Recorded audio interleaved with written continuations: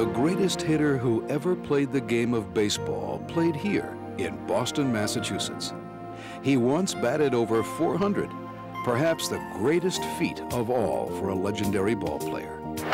So it was only fitting that when we needed to name a part of the greatest transportation improvement project in Massachusetts history, one that will bring relief to our legendary traffic jams, we chose the name Ted Williams. In November, the final tube section of the tunnel was placed in a deep trench in Boston Harbor. It was one of the Central Artery Project's most significant milestones to date, marking the end of the tunnel's path from South Boston to Logan Airport. When completed, this extension of I-90 will be the final link in the U.S. interstate highway system. Work progresses on the tunnel, and it is on schedule to open to commercial traffic in late 1995. It won't be a moment too soon. Right now, your drive to the airport looks something like this. Even though Logan is only a mile from downtown Boston, it sometimes seems like 50 with all the traffic delays. The future approach to the Ted Williams Tunnel from the Mass Pike will take you through South Boston. In its first phase of operation, a newly constructed bypass road Hall Road will serve as the approach from the Southeast Expressway, providing the southern connection to the tunnel. It will give taxis, buses, and trucks a more direct route to the South Boston waterfront. The Hall Road is already a success story. It's taking 1,500 trucks a day off local residential streets, reducing noise, traffic, and pollution in the neighborhood. Work is progressing in South Boston to connect the land-based tunnel with the harbor tunnel. To help circulate and disperse air inside the tunnel, a ventilation building is being constructed on top of the largest circular cofferdam in North America. The cofferdam holds back the earth and ocean so that the connections can be made. Under the harbor, tiling and finishing work is proceeding on schedule. The day this opens, even to commercial traffic, we're going to take 18% of the traffic off the existing central artery. So what that's going to do immediately is be a major relief to commuters, number one. And number two is the access to the airport and the access for business people in and out of the city is going to be a major economic boon to the region. We're going to have up to 14,000 people employed in this project at one time, and those are 14,000 people who wouldn't otherwise be working. And I think that's pretty tremendous to an economy that, quite frankly, when we started this project was flat on its back. Once transformed, the tunnel will provide you with a safe, state-of-the-art passage to and from the airport. In East Boston, we're working on the northern entrance to the tunnel at Bird Island Flats. Like the approach in South Boston, it is being built using the cut and cover method.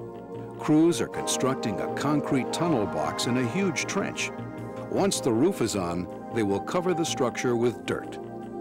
This portion of the tunnel is being built on airport property and runs from the edge of the harbor to the inbound airport roadway.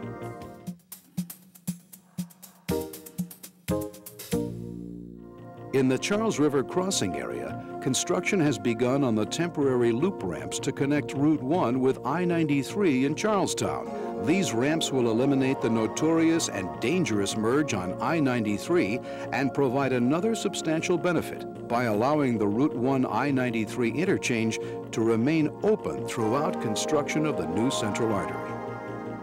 In March, final state approval was received for the Charles River crossing design. Federal approval is expected shortly.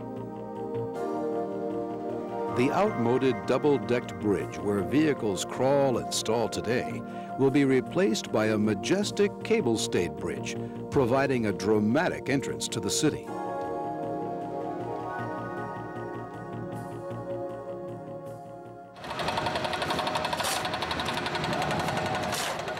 During the past year, utility relocation, moving utility lines out of the path of mainline construction, and the installation of new utility corridors has been proceeding on some of our busiest streets. Two of these contracts will soon be completed.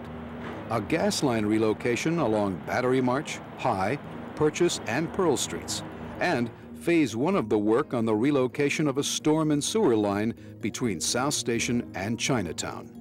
Phase 2 of this work continues from Broadway to Summer Street. Except for some minor detouring, most people driving through this part of town don't realize it's happening. That's because instead of opening up the whole street to lay down the pipe or utility line, we're doing something called jack pipe tunneling. 2 small pits are dug, and the pipe is literally pushed or jacked from one pit to another. Not only is there less dirt, noise, and pollution with jack pipe tunneling, but there is much less impact on traffic and pedestrians. Another truly high-tech method being used is called microtunneling. Meant for utility lines that require smaller holes than those made by jack pipe tunneling, microtunneling features a drill with a front-mounted camera. This small boring machine digs through the dirt without disrupting traffic above. All of this work will continue through the summer and will be completed by the fall.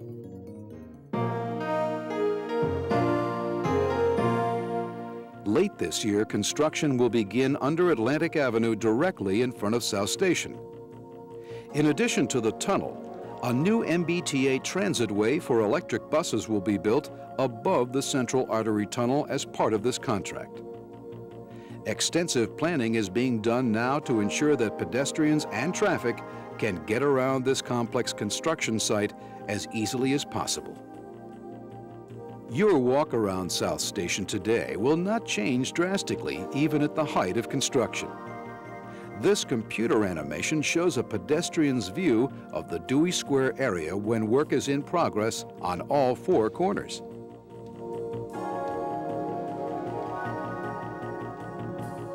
This gives you just some idea of the planning that goes into this project. We're working to make sure you'll always be able to get where you need to go. Also in the downtown area this year, the largest of all utility relocation contracts will begin in the summer between Congress and Broad Streets. This work moves utilities out of the corridor for mainline construction and also sets up the traffic patterns that will exist throughout the financial and waterfront districts to support the remaining work downtown. To maintain traffic flow throughout construction, we will make Atlantic Avenue and the surface artery one-way streets from High to State. These new routes consolidate northbound and southbound travel into 2 separate corridors. This comprehensive approach sets the stage for traffic management downtown over the life of the project. It will help keep the city open and moving during construction. Construction of the first underground wall sections for the new Central Artery also begins this year.